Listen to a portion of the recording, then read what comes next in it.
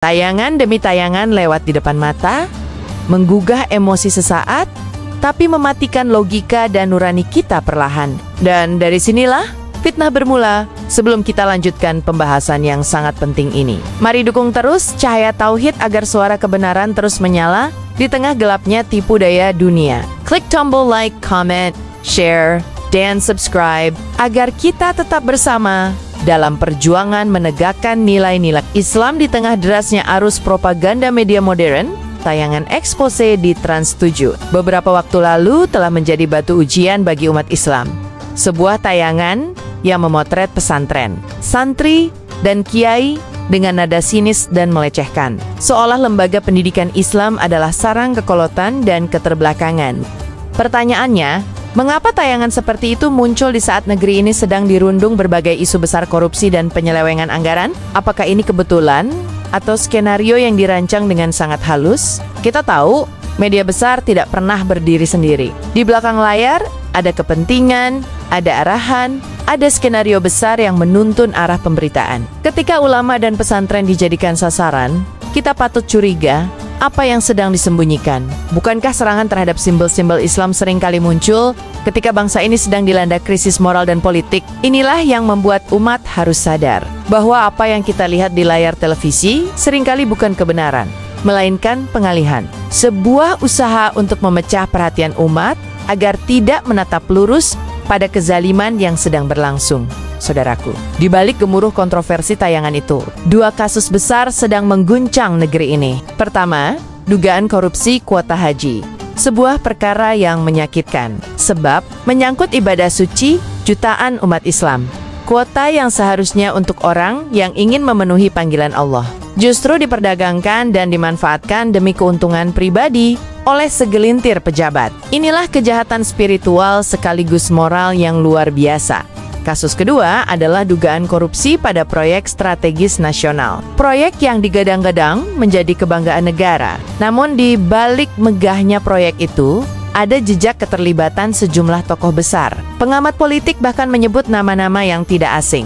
Mantan Presiden Joko Widodo yang disebut memberi restu, Luhut Binsar Panjaitan yang melobi, hingga Sri Mulyani yang menyetujui aliran dana dari APBN. Tapi, saudaraku, mengapa isu sebesar ini tidak meledak di media nasional? Mengapa media seolah bungkam, padahal nilainya mencapai triliunan rupiah? Sementara ketika ada satu pesantren yang diserang dengan framing negatif, media menyorotnya tanpa ampun. Disinilah umat harus bertanya, siapa yang mengatur semua ini? Media hari ini tidak lagi netral. Ia telah menjadi alat untuk membentuk kesadaran publik. Narasi bisa diatur, opini bisa diarahkan, bahkan kebenaran pun bisa diputarbalikkan. Ketika umat Islam sibuk marah kepada tayangan Expose, elit politik tersenyum karena perhatian publik telah berpaling dari isu korupsi besar yang sedang menyeret nama-nama besar di lingkar kekuasaan. Begitulah cara pengalihan isu bekerja, bukan dengan menutupi, tetapi dengan menumpahkan informasi lain yang lebih emosional, agar umat kehilangan fokus. Sebuah strategi lama, namun terus efektif, terutama di tengah masyarakat yang mudah tersulut, tapi jarang menelusuri kebenaran, dan yang paling menyedihkan, banyak di antara kita yang ikut menyebarkan narasi itu, tanpa sadar bahwa kita sedang menjadi alat untuk melanjutkan tipu daya mereka. Padahal Islam mengajarkan kita untuk tabayun, meneliti sebelum menilai, memahami sebelum menghakimi. Kita sering melihat pejabat tampil dengan senyum di layar televisi, berbicara tentang kemajuan, keadilan, dan kesejahteraan. Tapi di balik senyum itu, tersimpan luka rakyat kecil. Rakyat yang harus membayar mahal setiap kebohongan politik. Rakyat yang dipaksa menanggung utang negara demi proyek-proyek yang penuh kepentingan. Ironinya, ketika rakyat mulai sadar, isu-isu sensasional kembali digelontorkan untuk mengalihkan perhatian. Kadang berupa kontroversi agama, kadang soal politik murahan, kadang bahkan soal hiburan yang dangkal. Semuanya dirancang agar masyarakat tetap sibuk di permukaan, tidak sempat menyelami kedalaman masalah. Umat Islam harus peka terhadap permainan semacam ini, sebab dalam setiap tipu daya selalu ada korban yang paling dirugikan, yaitu kebenaran itu sendiri. Pertanyaan besar yang perlu kita renungkan, siapa sebenarnya yang diuntungkan dari tayangan seperti Expose? Apakah umat Islam? Apakah pesantren? Tidak. Justru yang diuntungkan adalah mereka yang sedang bersembunyi di balik bayang-bayang isu besar.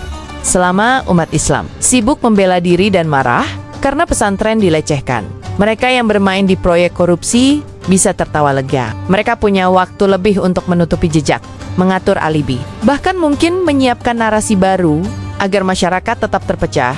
Dan inilah bahaya besar di era modern ketika kebohongan bisa dikemas dengan estetika dan kebenaran bisa ditenggelamkan oleh gemerlap media, saudaraku. Kita tidak sedang membicarakan sekadar acara televisi. Ini adalah perang persepsi. Ketika simbol-simbol Islam diserang, pesantren dilemahkan, dan ulama difitnah. Itu artinya mereka ingin meruntuhkan benteng terakhir moral bangsa ini. Karena mereka tahu, selama pesantren masih hidup, selama ulama masih dihormati, Islam tidak akan bisa dijinakkan oleh kepentingan dunia. Dan sejarah telah membuktikan dari tatkala di Aceh hingga Lirboyo di Kediri, pesantren adalah pusat perlawanan terhadap penjajahan, baik fisik maupun ideologis. Maka ketika pesantren diserang hari ini, itu bukan serangan biasa, itu adalah peringatan bahwa musuh sedang berusaha menghancurkan akar peradaban kita dari dalam. Saudaraku, kita tidak bisa menutup mata bahwa aroma kekuasaan lama masih begitu kuat mencengkeram negeri ini. Meskipun masa pemerintahan sebelumnya telah berakhir, namun jejaknya masih tertinggal dalam proyek-proyek besar yang kini menyedot anggaran negara. Istilah geng Solo yang banyak disebut oleh pengamat politik bukan sekadar sebutan kosong. Di baliknya, ada jaringan kuat yang menyatukan kepentingan bisnis, politik, bahkan media. Mereka menguasai sumber daya, menentukan arah narasi, dan memengaruhi kebijakan publik dengan kekuatan uang dan kedekatan kekuasaan.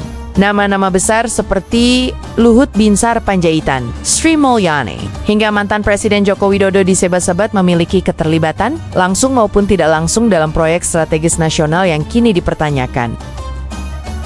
Kita namakan WUS, W-H-O-O-S-H, dibaca WUS. Apakah benar mereka hanya menjalankan tugas negara? Atau ada kepentingan tersembunyi yang berkaitan dengan kelompok tertentu? Pertanyaan ini menggantung di benak rakyat, tapi jarang sekali mendapat ruang di media arus utama. Karena media yang seharusnya menjadi pengawas, justru berubah menjadi tameng, menutupi kebenaran dengan sajian hiburan dan kontroversi murahan. Disinilah umat harus waspada ketika korupsi besar terjadi di depan mata. Namun media justru sibuk menyoroti hal-hal yang memecah belah umat. Itu pertanda bahwa sistem informasi negeri ini sedang dikendalikan oleh pihak yang punya kekuasaan besar. Tayangan expose hanyalah satu contoh kecil dari bagaimana opini publik bisa diarahkan untuk menjauh dari isu yang lebih penting. Dan sayangnya, banyak dari kita yang ikut terseret arus itu, tanpa sadar sedang menjadi korban dari permainan besar yang licik. Kita harus kembali pada prinsip Islam. Jangan percaya pada setiap kabar sebelum diteliti. Jangan menilai sebelum menimbang dengan adil. Sebab, di balik setiap isu, bisa jadi ada tenggen-tenggen yang sedang berusaha memadamkan cahaya kebenaran. Dunia politik dan media ibarat dua sisi mata uang yang tak bisa dipisahkan. Ketika politik butuh legitimasi, media hadir sebagai alat pembentuk persepsi, dan ketika media butuh bahan untuk menghidupi dirinya, politik menyediakan isu yang menguntungkan. Mereka saling menghidupi, tapi yang dikorbankan adalah kebenaran. Dalam kasus tayangan expose, bisa jadi ada pihak yang dengan sengaja mendorong narasi itu untuk menggiring opini umat Islam agar saling mencurigai. Sementara di belakang layar, proyek-proyek bernilai triliunan rupiah terus berjalan tanpa pengawasan publik. Umat Islam sibuk mempertahankan marwahnya di ruang digital, sedangkan para elit tenang mengatur permainan di ruang rapat tertutup. Kita harus sadar bahwa ini bukan semata persoalan media atau agama, tapi persoalan bangsa. Ketika sistem komunikasi sudah dirusak oleh kepentingan, maka rakyat kehilangan kendali terhadap kebenaran. Itulah yang terjadi hari ini, di mana kebenaran bukan lagi diukur dengan fakta, melainkan dengan siapa yang memiliki kuasa untuk menyebarkan narasi. Dan inilah saatnya umat Islam menjadi garda depan dalam menjaga akal sehat bangsa ini, dengan ilmu, dengan kejujuran, dan dengan keberanian untuk menolak kebohongan meski datang dari pihak yang berkuasa. Ketika kita menyaksikan bagaimana para santri, ulama, dan pesantren dihina, di layar kaca. Sementara para koruptor dan pelaku kezaliman dibiarkan berjalan bebas. Sesungguhnya yang sedang terluka bukan hanya pesantren, tapi nurani bangsa ini. Sebab pesantren bukan sekadar tempat belajar agama, tapi benteng terakhir moral bangsa. Jika pesantren diruntuhkan, maka hilanglah penopang utama peradaban spiritual Indonesia. Namun, lebih menyedihkan lagi, banyak dari umat yang tidak menyadari bahwa semua ini bagian dari rencana besar. Mereka ikut menonton, ikut membenarkan, bahkan ikut menyebarkan narasi yang menghina pesantren. Padahal, di balik itu semua ada kekuatan yang ingin menghancurkan pondasi Islam dari dalam. Ketika umat sudah tidak percaya kepada ulama, ketika santri dianggap rendah, ketika pesantren dianggap kuno, maka jalan untuk melemahkan Islam menjadi terbuka lebar. Begitulah cara musuh Islam bekerja. Bukan dengan pedang, tapi dengan narasi dengan fitnah dan dengan citra buruk yang terus digulirkan lewat media. Mereka ingin agar generasi muda menjauh dari ulama, agar Islam tampak lemah, agar pesantren tidak lagi menjadi sumber keteladanan. Inilah bentuk penjajahan modern yang lebih berbahaya dari penjajahan bersenjata. Umat Islam harus bangkit dari tidur panjangnya. Jangan mudah percaya pada tayangan yang menyentuh emosi, tapi matikan nurani. Gunakan akal, gunakan ilmu, dan jadikan Al-Quran sebagai cermin untuk melihat kebenaran. Kini, setelah kita melihat rangkaian peristiwa ini, satu hal harus kita sadari bersama. Permainan besar sedang terjadi. Media dijadikan alat untuk mengalihkan isu, pesantren dijadikan kambing hitam. Sementara korupsi dan kebusukan kekuasaan terus bersembunyi di balik layar. Inilah wajah kelam dunia modern. Ketika yang salah bisa terlihat benar, dan yang benar dianggap salah. Umat Islam tidak boleh diam. Kita harus kembali menegakkan amar ma'ruf nahi munkar dengan cara yang bijak, bukan dengan amarah, tapi dengan ilmu dan akhlak. Kita harus mendidik generasi muda agar paham bagaimana cara kerja propaganda media, agar tidak mudah dibodohi oleh tayangan yang menggiring mereka pada kebencian terhadap agamanya sendiri. Dan bagi para penguasa serta pemilik media, kalian akan dimintai pertanggungjawaban di hadapan Allah. Setiap kata yang menyesatkan, setiap tayangan yang melecehkan, dan setiap kebohongan yang menutup kebenaran akan menjadi beban di akhirat nanti. Jangan biarkan dunia yang fana ini menjerumuskan kalian pada kemurkaan Allah. Saudaraku yang dirahmati Allah, kita hidup di zaman di mana kebenaran harus diperjuangkan, bukan hanya diyakini. Tayangan expose mungkin sudah berlalu, tapi luka yang ditinggalkannya masih terasa di hati umat Islam. Namun, di balik itu semua, kita belajar satu hal penting, bahwa Allah selalu punya cara untuk membuka kedok kebohongan. Kebenaran tidak akan bisa dikubur, karena cahaya Allah tidak akan pernah padam. Maka mari kita terus jaga iman, jaga akal, dan jaga hati. Jangan mudah terpancing oleh isu, tapi perbanyak ilmu. Jangan mudah marah karena fitnah, tapi kuatkan diri dengan sabar dan doa. Ingatlah, di saat media berbohong, Al-Quran tetap berkata benar.